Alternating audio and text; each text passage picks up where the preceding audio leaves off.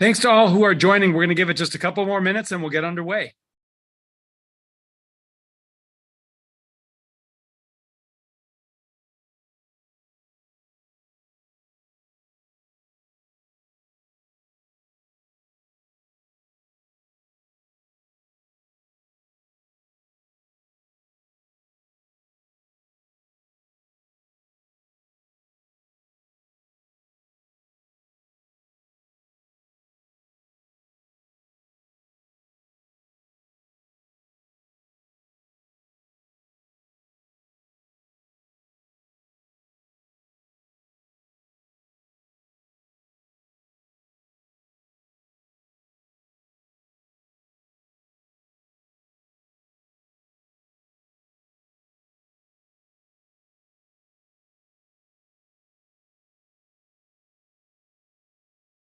All right. Well, thanks very much for joining us and happy Latino Heritage Month. My name is Wade Crowfoot and I serve as our California Natural Resources Secretary. And I lead a large agency within California focused on stewarding our natural environment as well as our cultural and historic resources. And it's my pleasure to be with you here today. This is part of a dialogue we call the Secretary Speaker Series, where we lift up big ideas, key priorities of the Newsom administration, and the leaders that are making things happen across the state. And today we get to talk to many of those leaders in celebration of Latino Heritage Month. You probably know that this celebration runs from mid-September to mid-October, and it's an opportunity for us to celebrate our diverse Latino cultures that make California what it is and make us what we are as Californians. I'm really proud to say at the Natural Resources Agency, we've held 10 events in celebration of Latino Heritage Month. Just last week, we were able to do a very special screening of a film called La Recua, which is a story of the historic mule pack trains in Baja California and the cultural linkage between the United States and Mexico. We've had staff that have led hikes across California, including in LA and the Salton Sea area just last weekend. And we're having, after this dialogue, we're having a special online series focused on recruiting Latino leaders into environmental policy work at the state. So more on that later. A couple things about this dialogue. This is an opportunity to hear from some key leaders across the state, as I said, and to ask them questions or share observations that you have. So at the bottom of the screen, you see that Q&A button. At any point during our dialogue today, you can ask a question or share an observation, and I'll work to integrate that into our group conversation later in the dialogue. We also use the chat function, which by now you're familiar with, and my colleague Geeta Chandra is going to populate the chat function with various points of information. And I'll ask her if she hasn't already to list the speakers that and the guests we have here today. And so you'll learn more about the speakers' bios and their backgrounds on the chat function. And then Geeta does a great job at bringing in certain online resources to the conversation that we have. Importantly, this conversation is recorded. So while many of us join live to participate in the discussion, it will be available on our Natural Resources Agency website about a day after. And we have several hundred people that watch these dialogues after they take place. So without further ado, we're going to jump into the discussion here today. And as I said, this is really an opportunity to talk to key Latino leaders who are driving environmental progress forward in the state. We have a great mix of government leaders from the federal, state, and local government, and then some of key leaders from outside of government, as well as academia. So it's an exciting set of people that we're talking to today. I'm going to start. What we'll do is I'll introduce each person and ask a question and give them an opportunity to introduce themselves, talk a little bit about their work, and importantly, what drives the work. And then later we'll come into a group conversation. So first, it's my pleasure to introduce my friend and colleague, Maricela Rodriguez, who works with us in the Newsom administration and she serves as a senior advisor to the governor on civic engagement and strategic partnerships. So she'll help unpack what that title means. But Marcella, welcome. And if you would talk a little bit about both the work that you're doing with Governor Newsom now, and then if you could just sort of the arc of your career and what got you into this public-oriented work and what drives you in doing the work day to day. Sure. Thank you so much. Thank you so much for inviting me. And I'm excited to be on this panel with all these great, amazing leaders as well. So currently in the governor's office, I actually have been with the administration since the first day of the administration. And, as mentioned, senior advisor on civic engagement and strategic partnerships. It's a really long title, but primarily what I do is that I support some of the priority issues that the administration is tackling from a public engagement and community engagement standpoint. And so some of my past efforts have included, our COVID-19 response, the Census 2020 outreach and public education campaign, and more currently, getting an opportunity to work with you on some of our climate justice issues, which include water conservation as well as tackling extreme heat. And I'm also part of a small and mighty team internally that works on implementing the governor's executive order around equity. And that has been, really amazing work. It's challenging, but it's incredibly important. I support other communication and innovative efforts internally, as part of my work to engage Californians who may be considered underserved or hard to reach, and bringing in some of the expertise that I've built up over time that I can talk about a little bit as well. But just wanted to share that, all of this work that I've been doing, one of the proudest things that I feel like I've accomplished is, also supporting the governor's proposal in one of our last budgets to establish the Office of Community Partnerships and Strategic Communications, which really gives a home to, driving some of this critical work through a culturally competent approach and having really a data-centered, equity-centered lens to how we engage people with, across some of our most, high priority issues. So just really proud of that work. And just wanted to share that, from just a more personal background, I come from the Central Valley, and my parents, were farm workers, early on. And, I grew up in the Central Valley where I had an opportunity to really experience some of the, inequities that we talk about from a state perspective of, just some of the challenges in the Central Valley. And I can tell you that from one of my first assignments in working for the governor, he was really interested in going somewhere, really starting his experience as governor, going to the Central Valley. And in particular, the mission was, I want to go somewhere where, people lack access to clean drinking water, because we know if we go there, there's going to be, other issues that are intersectional that, just really wanting to, and it was meant to be a private visit. He really just wanted to go on this listening mission, bring his entire cabinet. And it was one of my favorite experiences, even to this day, of serving in this administration, because it just really gave me a sense of this is, he's genuinely interested in serving communities that really sometimes are really hard to reach, underserved. He cares about the Central Valley, which, I feel like he's probably, been to the Central Valley probably more than any other governor. So just this genuine interest to supporting community has been what motivates me in terms of just why I'm still in the administration, tackling issues of equity.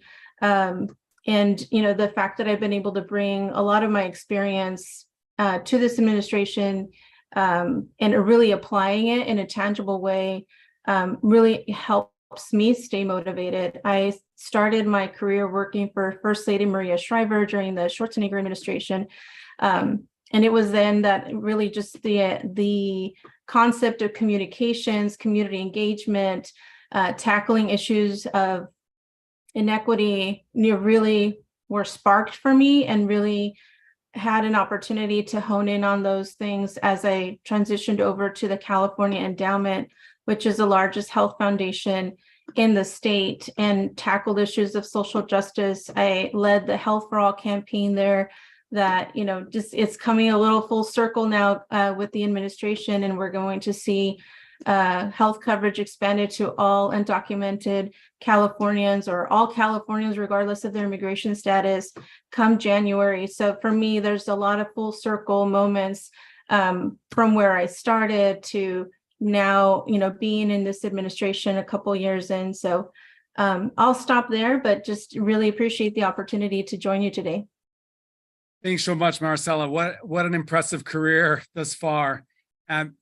You explained that the work you're leading in this office you've stood up for the governor is really focused on connecting with communities through community-based organizations and folks that have credibility in our diverse communities, whether it's linguistic diversity or geographic diversity, racial and ethnic diversity. Can you just share the importance of actually being a Latina leader, leading this work, and having folks that represent that diversity in positions of power within government?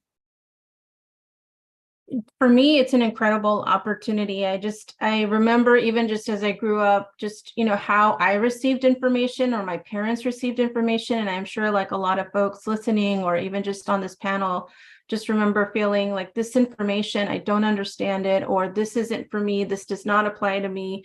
Not seeing representation, where we went, or folks we encountered, whether it's accessing services, or just what our life experience in general. And so for me to be able to bring in that culturally competent approach in how we think about serving Californians and how we bring government closer to people has been really rewarding for me. And knowing that, just understanding the community, especially when it comes to issues where there may be a lot of mis and disinformation, it is so critical to bring in trusted messengers, experts, people who speak, who can reach people in their language.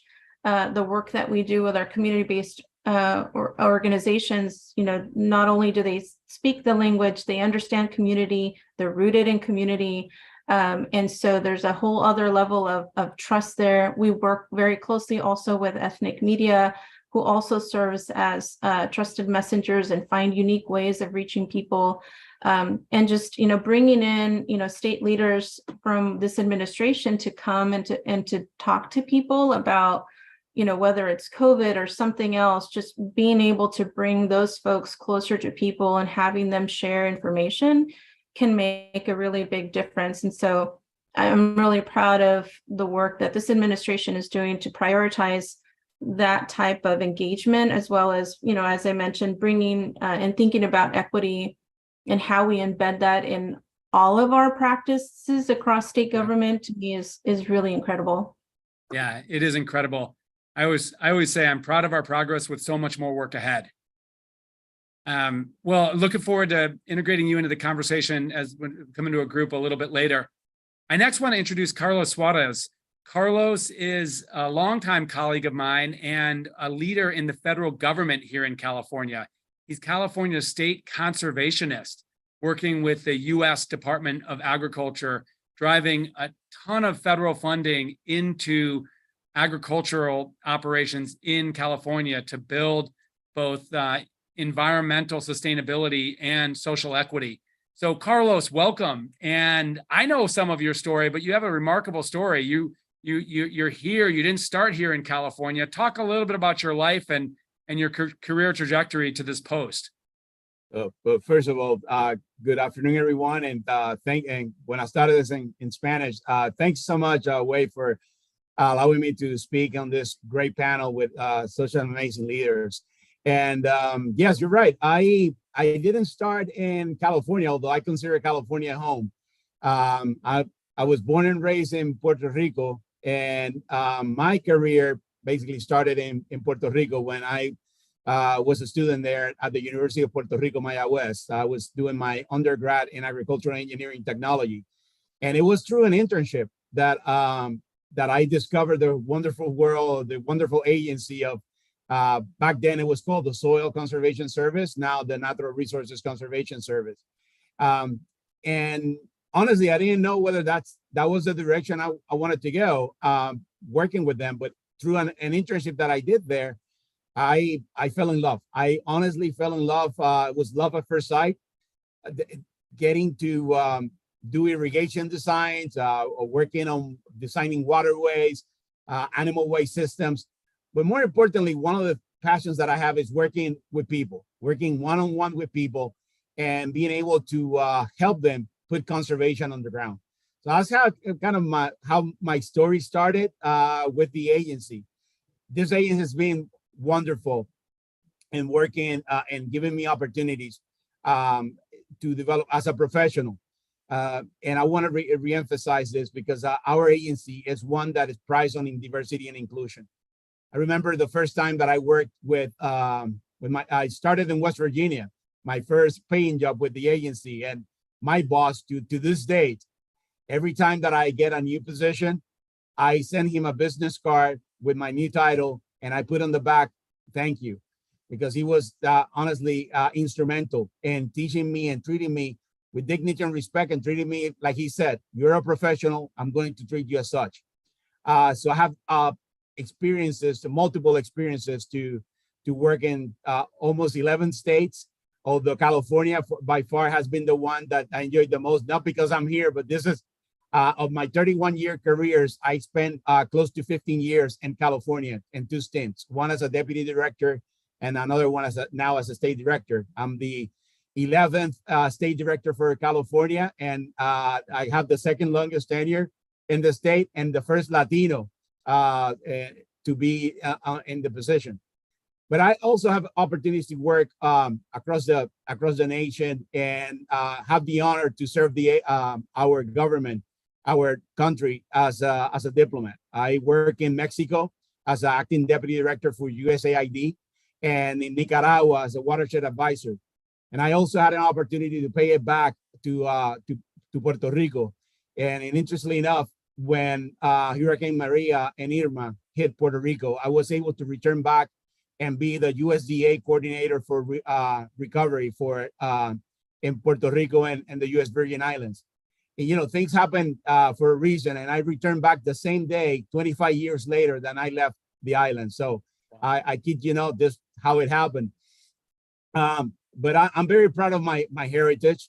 I tell my kids, and that's the reason why I have the pictures there, because they're my I will say they are my driving force. They're my driving force. I'm sorry, I get a little bit sentimental here, but they are my driving force. But I tell my kids, always be proud of who you are, where you came from. That's what my mom, with a 5th grade education, but as I said, a postgraduate in life, always taught me. And my brother, who's my role model. It's be grateful not only grateful, but thank those that help you achieve what you have achieved. Was born in Puerto Rico, but I have to reemphasize my heritage. I'm Cuban. My parents came from Cuba. That's why I have the Cuban flag there. But I also have my great-grandfather on my father's side is from Haiti. So I am a proud Afro-Caribbean, and more importantly, I'm a proud American who had the opportunity that this country given me to provide leadership in conservation, and more importantly, to be a servant leader. That's what I consider myself, a servant leader, helping the farmers, ranchers, and forest stewards in California address and put conservation on the ground. And but I could have not accomplished this without the true heroes, which are my 350 plus employees that I have the honor to lead every day. They are the ones putting the conservation on the ground, and I'm able to provide the resources and the support to make that happen. And finally, I want to share something. And Maricela was talking about this, and I heard it was very important point that she made. As Latinos, as Latinas, I know if Maricela will talk about this, or any other of the panelists will say that we take very, very seriously how others are looking at and how others are looking at us as role models. I want to make sure that whoever is coming behind me, the Latina, whether it's from Puerto Rico, Cuba, Mexico, Central America, South America, that they know, but more important, anyone, that they know that that we take our job seriously. We take what we do seriously because we want to help people, and we want to do and support the missions that we have been entrusted by the American public. Carlos, thank you for the incredible work you do that I've seen over the last decade, and in the context of this conversation, for being such a powerful role model and bringing your true authentic self and your just incredible heritage to the work here in California. Excited for to get you back in the conversation a little bit later. Yep.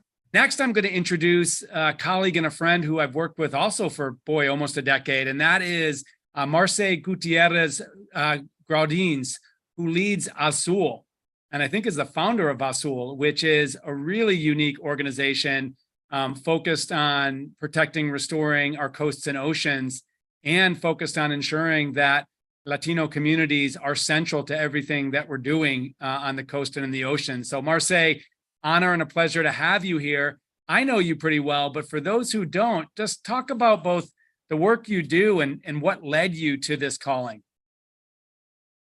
Hola, buenas tardes. Thank you so much for the opportunity, and thanks for the folks that are here. It's really exciting to share this space with you.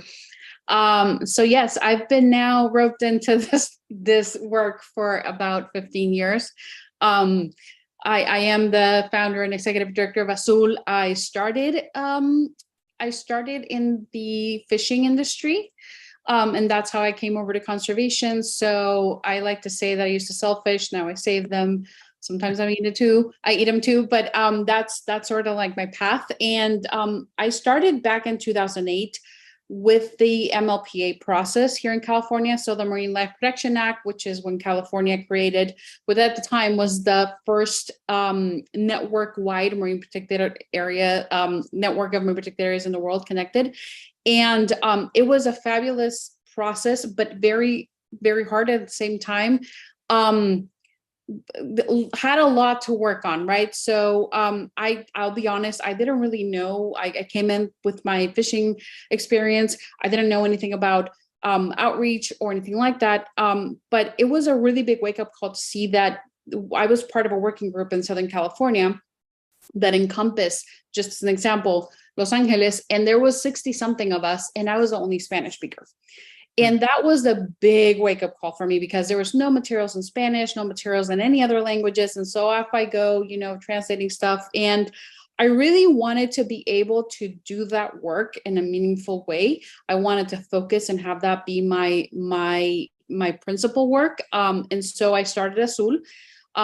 Did not know what I was getting into, had no idea what was going to happen. I just, off I went. And that's where we've been since. In my free time, I am also the vice chair of the Coastal Conservancy. So that's my other work. It's always been from the beginning a work of making space and creating opportunities for people to engage. And so I like to tell our team that we're not necessarily like translating languages, we're translating opportunities, and really resonates with what Maricela and Carlos were talking about before. People are interested, and we had that before. Now we have polls to talk about that. We just had a poll last year talking about how Latinos actually have a much higher conservation attitudes around the ocean. That's sort of like the mainstream population. And so somebody will put somebody's going to send you a link soon about that. But it's been about like, how do we get folks? Why are not folks here? Why are we not reaching them, reaching out to them? Are we missing out on people? The fact is that we have historically missed out on engaging extremely supportive and supportive and ambitious ocean conservationists in California and nationwide. So we work at the California national and international level. What I like about working here in California is the fact that a lot of the policies in California serve as a footprint, like as a blueprint for other policies worldwide. I would like to point out 3030 specifically on the environmental justice component, and how we went from, really looking at that with an equity standpoint, and the fact that we have to conserve areas in nature with people and not from them. And I think that that's something that, you saw in Montreal, you saw other places. I think that really comes from California. It went to the federal order, executive order, and we saw that conversation at this worldwide conference where everybody was talking about how we do this. So I love that that possibility of California. For us, like other people we're talking about here, a culture is like really what drives things home. I am always thinking about how we reach out to more people, and whether that is, through digital strategy, through actually on the ground. And lastly, or lately rather, it's been a lot of culture, and this is kind of like a dream come true. We've done everything from podcasts to an actual record with members of the Buena Vista Social Club. Yes, that's true. And that sort of thing. Like, we have to reach out everybody where they are. And that's sort of like we're always thinking about. Folks are interested. How do we get them interested in actually taking action? And that's our job. Inspirational. And I want to check out that record. I don't even think I didn't know about that record. I know. It came out like a little bit in the pandemic, but we were like pre-nominated for Latin Grammy and everything. So I will post it on there because oh my God. Yeah, it's like fabulous, recorded with 15-piece orchestra, had Omar Aportuondo sing a song out of 15. So like, yeah, I see Carlos. I'll send this to you over, Carlos. Yeah. So that's always trying to find new ways, even if it means dancing. Amazing.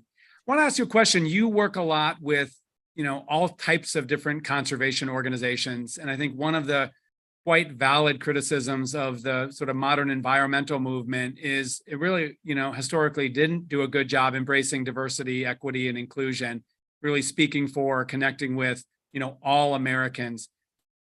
Candidly, what's your take on, where some of these larger environmental groups that maybe had critical blind spots in those areas? Where do you think we've come as a broad environmental movement on this question?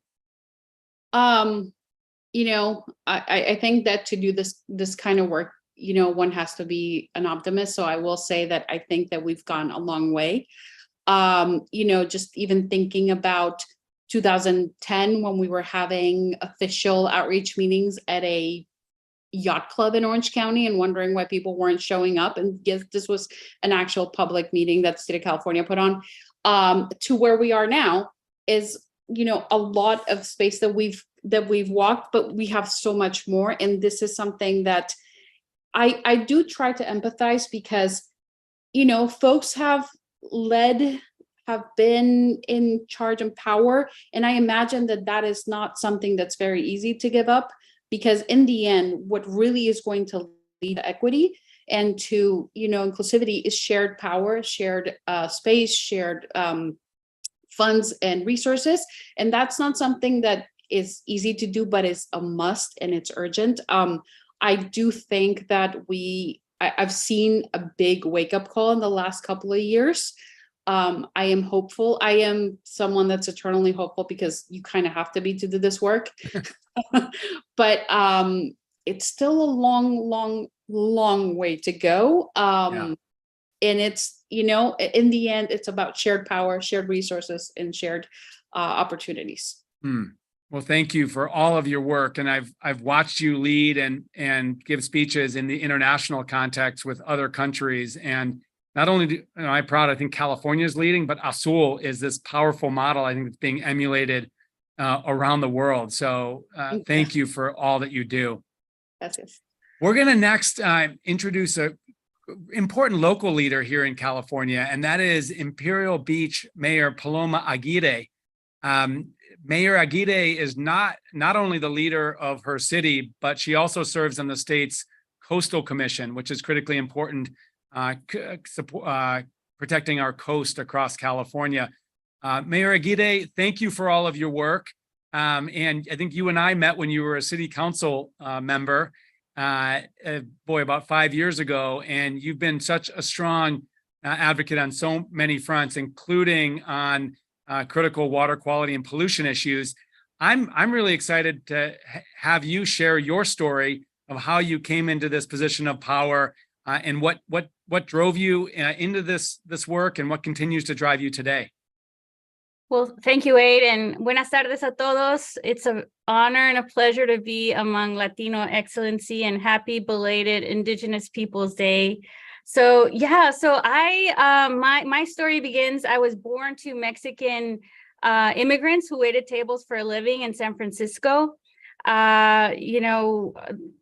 First person in my family to graduate college. When I was around 7.5, they wanted to move us back to Mexico to grow up in my mom's natal town of Puerto Vallarta. So most of my formative years were spent there, surfing and going to school. I always wanted to come back to the US to go to college and compete in surfing. And in 2001, I made the leap and bought a one-way ticket to Tijuana, having never visited San Diego, on a wing and a prayer, with the promise of amazing waves in Imperial Beach. So made the jump. Fast forward a couple years, I saw a man putting up signs that read "Clean Water Now," and I was super confused. And I was like, "What is that? What is that about?" He said, "Don't you know you surf the most polluted beach in America?" And I was like, "No, I didn't at the time," right? So that person was my predecessor, Serge Zedina, executive director of Wild Coast. He said, come back on Monday and volunteer. And that was the beginning of my career in ocean conservation. That's where I met Marcela, who, so proud of the work that she's done so far and increasing diversity in our space, because it is so true. I remember going to so many meetings, environmental meetings, where, you were the only person of color in the room. Later on, I went to Scripps Institution of Oceanography to obtain my master's in marine biodiversity and conservation, because I wanted to further my studies in the sector, right, and in science. And through that, I was selected as a NOAA Canal Sea Grant Fellow. So I had the opportunity to go work for a year in DC for Senator Cory Booker, as he was ranking member of the Senate Subcommittee on Oceans. And, I was there wrapping up my fellowship when we had the biggest sewage spill in the history of our region. And it was one of those aha moments when I thought, well, I had thought of maybe one day running for office, having seen my predecessor, right, have such a bigger platform through local elected office. I said, well, why am I waiting? This needs to happen now. So I moved back to IB and ran for the first time.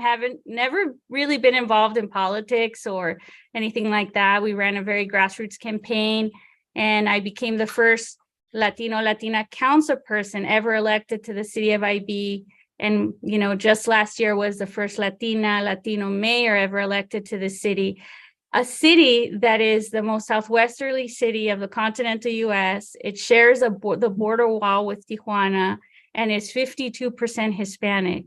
So I just point that out because that was one of the major motivators. In addition, for my quest for environmental justice related to the cross-border pollution and the sewage crisis that is impacting my community, that was another key motivator in me running for office. And as you mentioned, Wade, last March I was appointed to the Coastal Commission, representing the San Diego coast.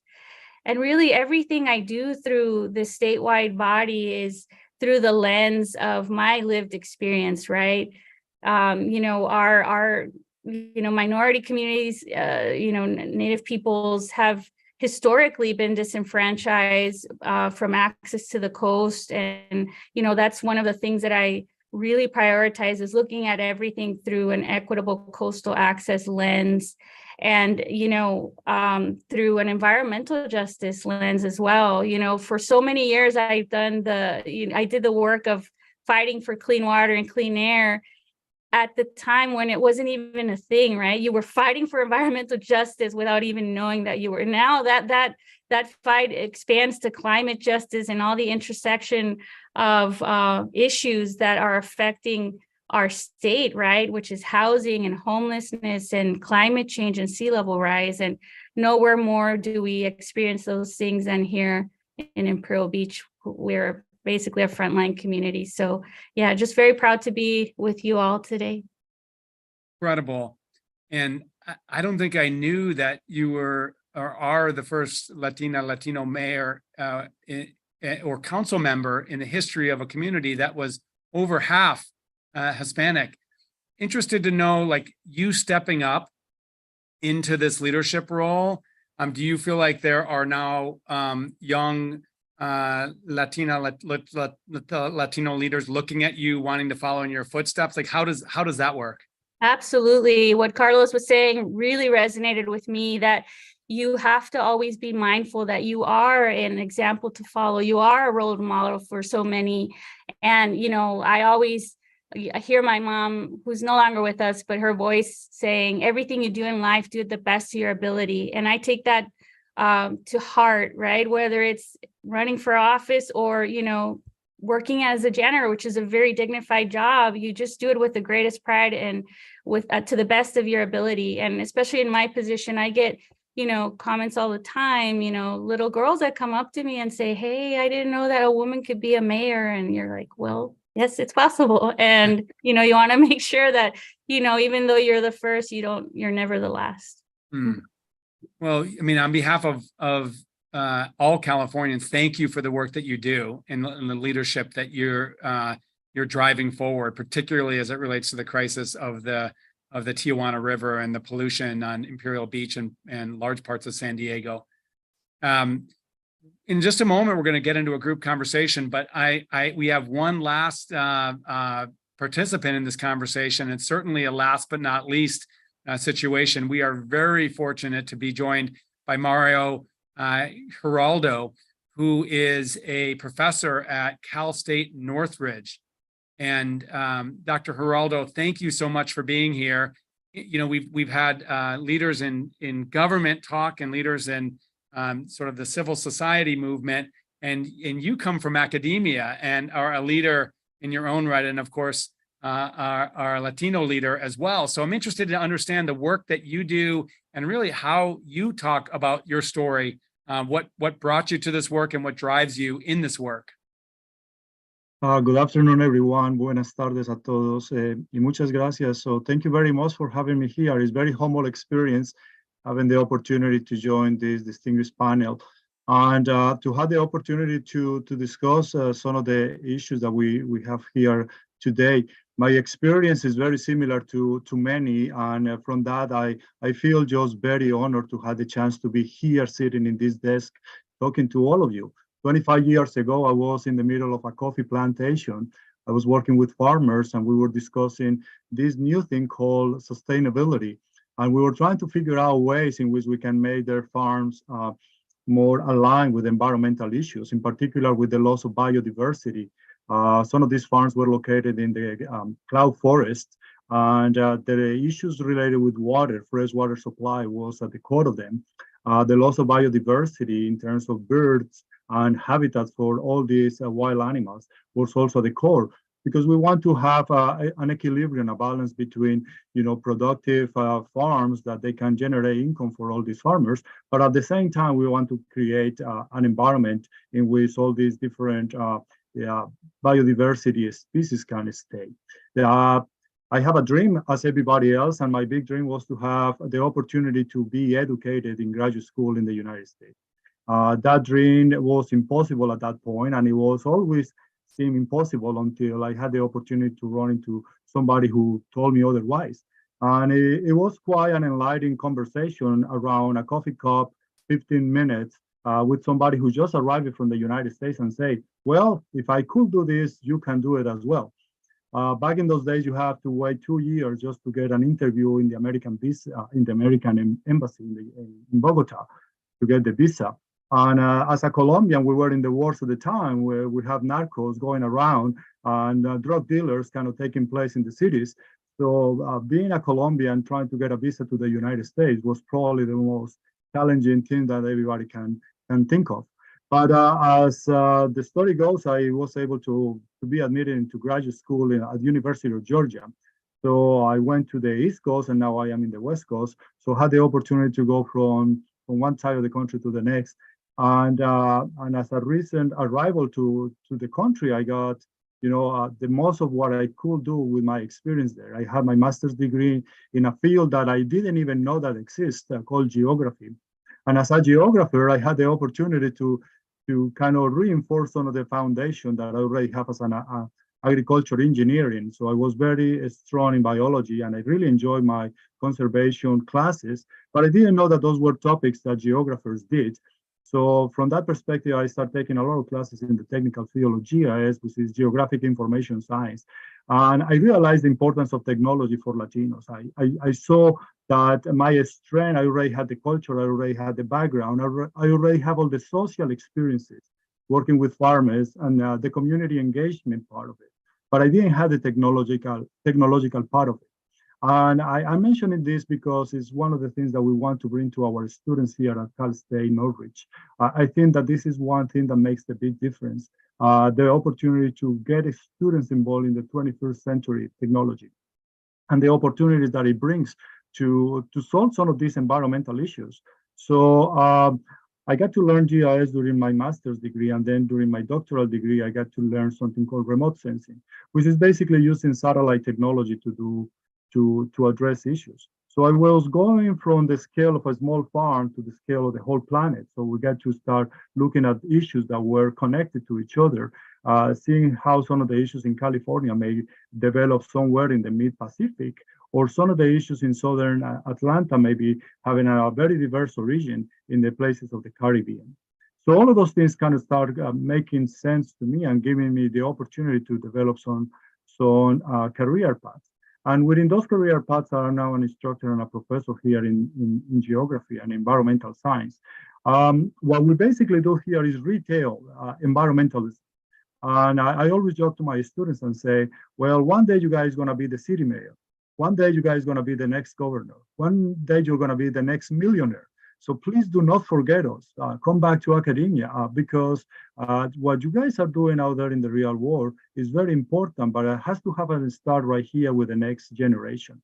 So having the opportunity to be exposed to Hispanic serving institution, to a community that has a larger roots in underserved communities here in Los Angeles.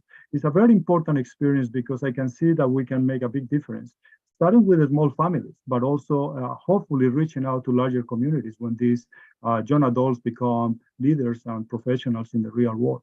One of those things that we're trying to do is to, once more, strengthen our teaching in technology, building connections with the big players around here. So we have some of the people from NASA and JPL being guest speakers in our classes and having the opportunity to open their doors for our students. One at a time. We don't hit millions of students in here, not even hundreds of thousands. One student at a time, but in my book, that has to make the difference. Because somebody did that for me, 25, 30 years ago, somebody stopped by and spent 15 minutes telling me that the reality was out there and the dreams were possible. And I'm trying to do that in my classroom. So one of the most important things that I do is basically being in the classroom. Everything else, I can do it actually for payment, but being in the classroom, I do it for free. It's one of the most interesting experiences, the most humbling experiences, and maybe the only place where I can make a big difference. I feel like a priest in mass. I am like that guy out there preaching, but I've been learning to slow down, be quiet, and listen. So anyway, those are my 2 cents to this panel, and I'm very thankful to be here. Gracias. Thank you so much, Dr. Geraldo, for your story and incredible anecdote you tell about hearing from that student returning to Columbia that they did this and therefore you can do it too. I'm interested in you're our sort of leader from academia. You're part of the Cal State University system, and obviously we have the UC system as well. What's your take in terms of really helping this sort of the institution support for lifting up opportunities for Latino students and students of color that haven't traditionally, been afforded opportunities? Do you feel like there's an institutional commitment, and how do you kind of relate to that? Very much so. I was extremely surprised when I moved from Colombia into the institutions that we have here in California.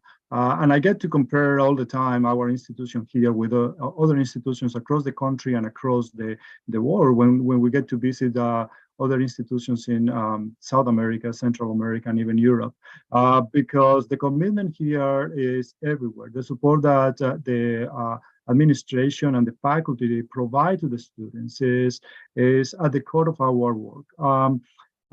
As I was mentioning earlier, we have a very large group of students coming from underserved communities. We have a lot of students that are first generation college students.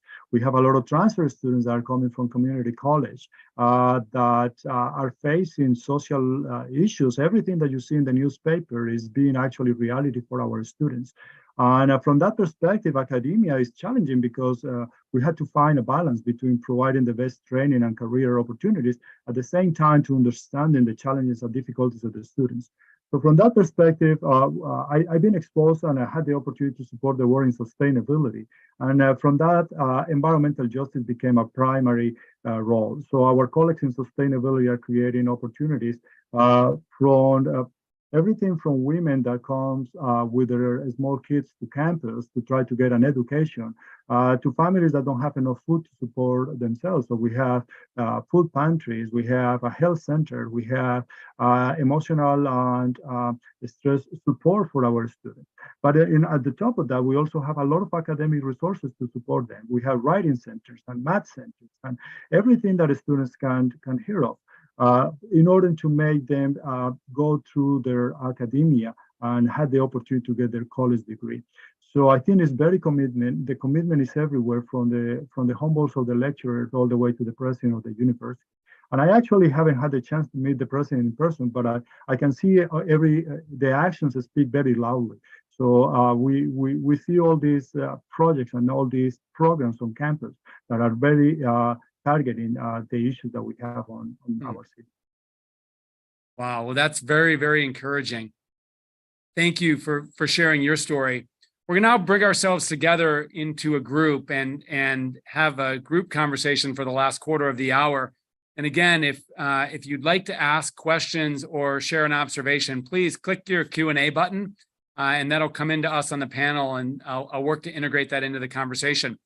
I want to also introduce my colleague, Nowaki Schwartz, who serves as our first ever Deputy Secretary, serves in this position, which created 3 years ago, Deputy Secretary for Equity and Environmental Justice. And I'm hoping Nowaki can talk a little bit about the work that we're doing there. I think the first question I'd ask is, I certainly represent an institution, and we represent an institution in state government that has not historically reflected this incredible diversity we have in California. And so we continue to work to expand our recruitment efforts to really attract the full talent across California, including across our diverse Latino communities. So I'm interested in any thoughts any of you have around the work that you're doing or the work that we need to do across governments or large organizations to ensure that more Latino, Latinas have these opportunities, not only to work in these organizations, but to become leaders.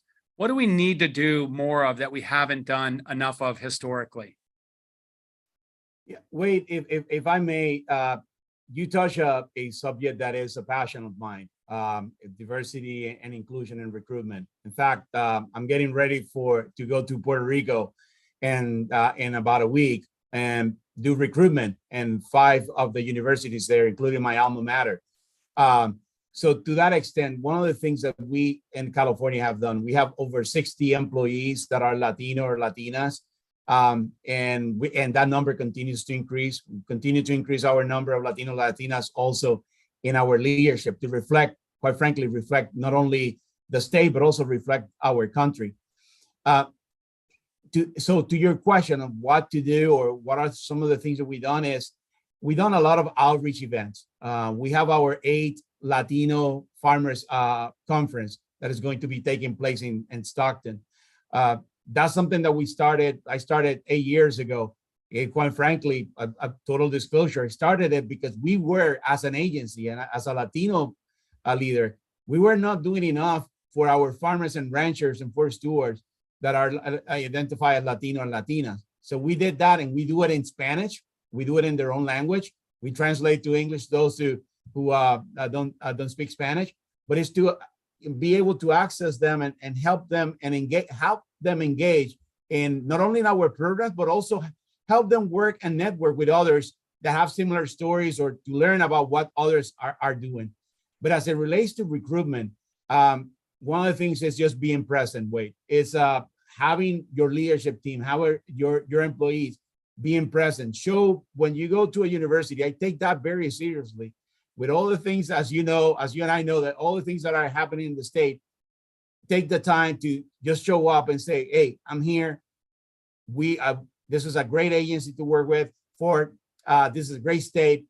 These are the things that we're doing, so that they know that you are taking that not only seriously, but they can see themselves reflected on that. And hopefully, I'm speaking to my next boss or my next supervisor when I'm doing that. And I mean that. So being genuine, trying to engage with those and explain what we're doing and why it's so important, not only for the state, but also for the nation, and how you as a Latino or Latina contributes to that mission of conservation. Thank you, Carlos. And so that it's the recruiting. I think it's very important. One of the things that I have seen over and over again in the last couple of years is the hiring process itself.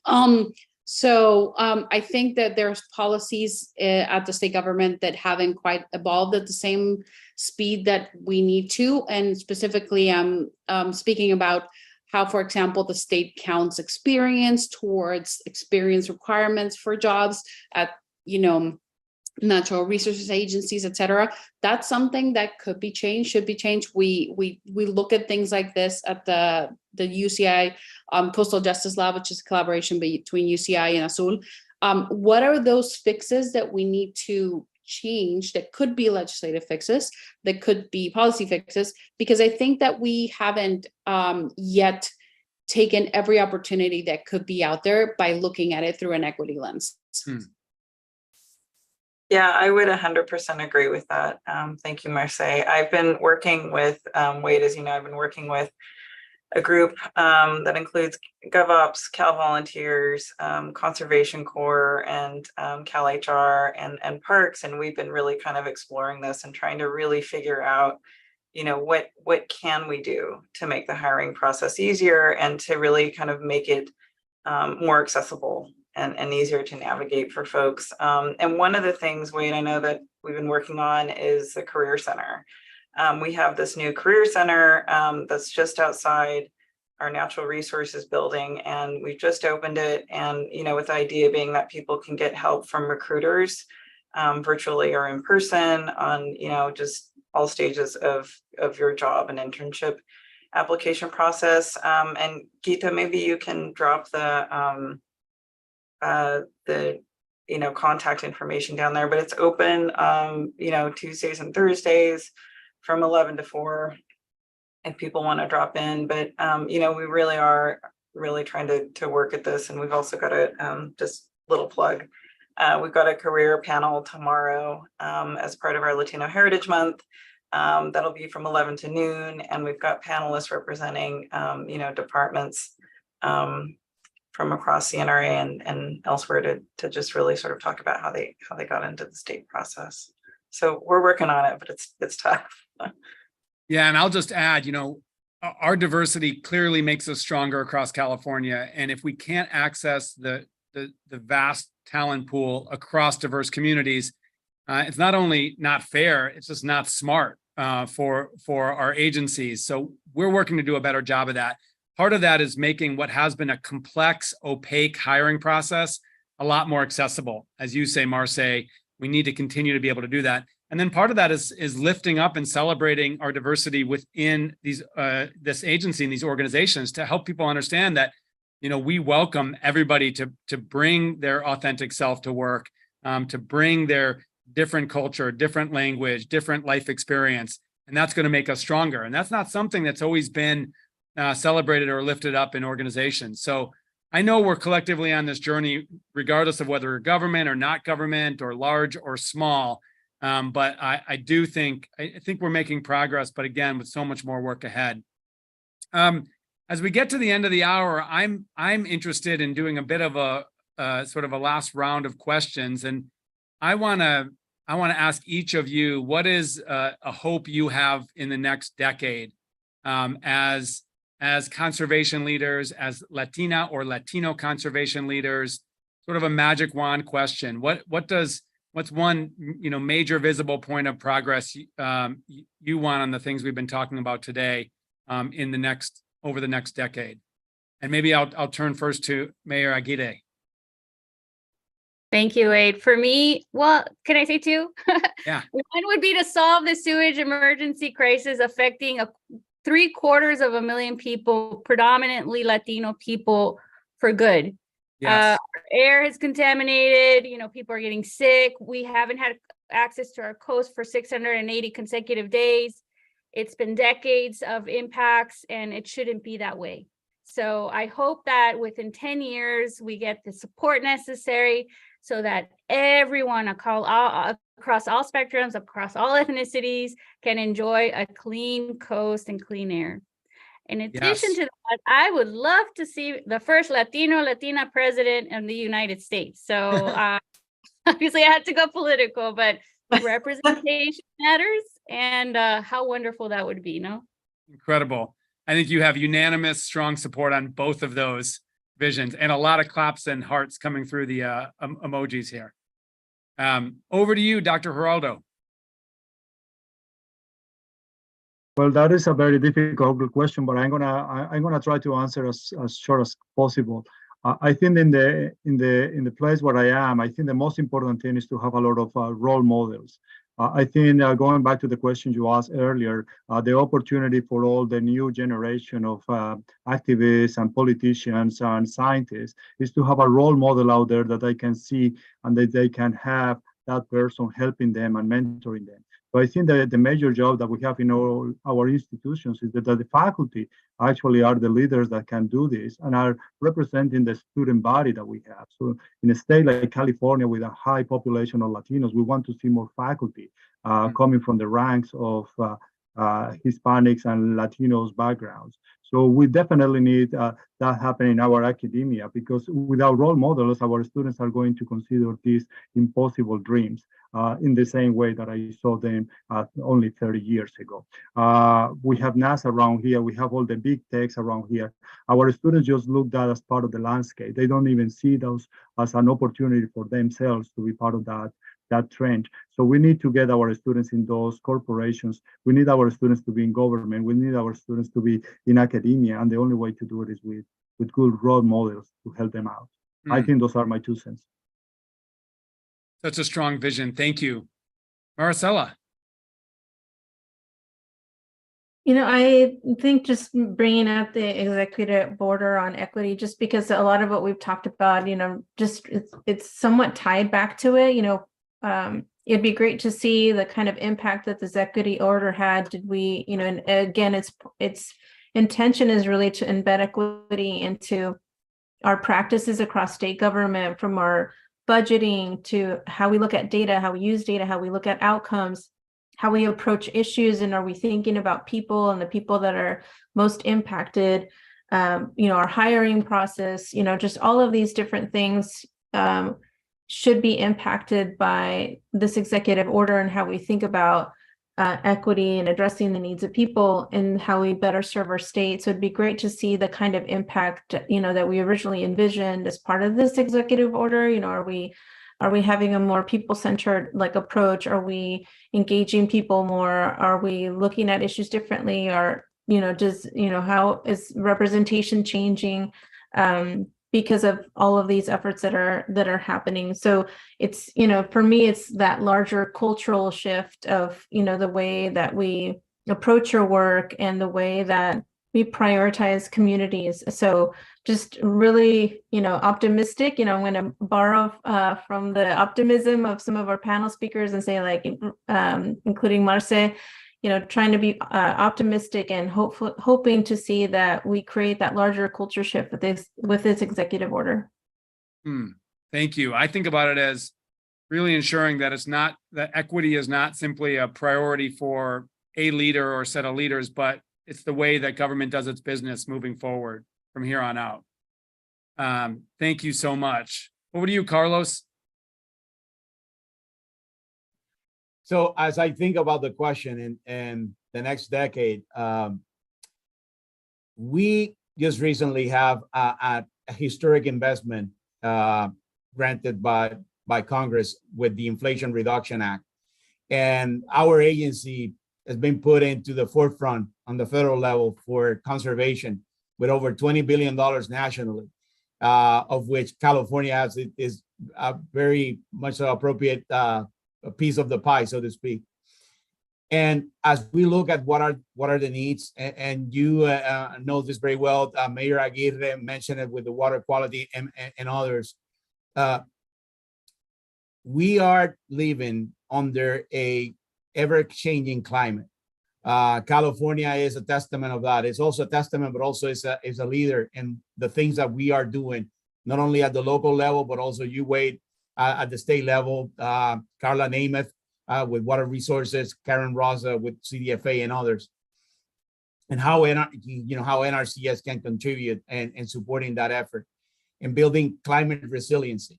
It's not about, we had a great winter this past winter. Hopefully we'll have another one if El Nino predictions come through. But it's not about the water we're getting, it's about the next drought that we're going to have. And unfortunately, that's going to happen. It's utilizing those resources to put conservation underground, to build that climate resiliency, but make it so that everyone can be benefited from it. Not just the big farms, the mid-sized farms, but everyone, the minority producers, that farmer, that urban farmer that had a quarter of an acre or a tenth of an acre in Oakland or in Compton, that he or she is able to take the benefits of that and not only provide continue growing sustainable food, but it does it in a way that it's not only supports her and him, but supports our state and nationally. So that's what I would like to see in a decade, or hopefully less than that, and hopefully the next 5 years. I'll sign up for that, given you and I work together on drought. I'm going to turn to Marseille, the self-identified eternal optimist, for the last word here.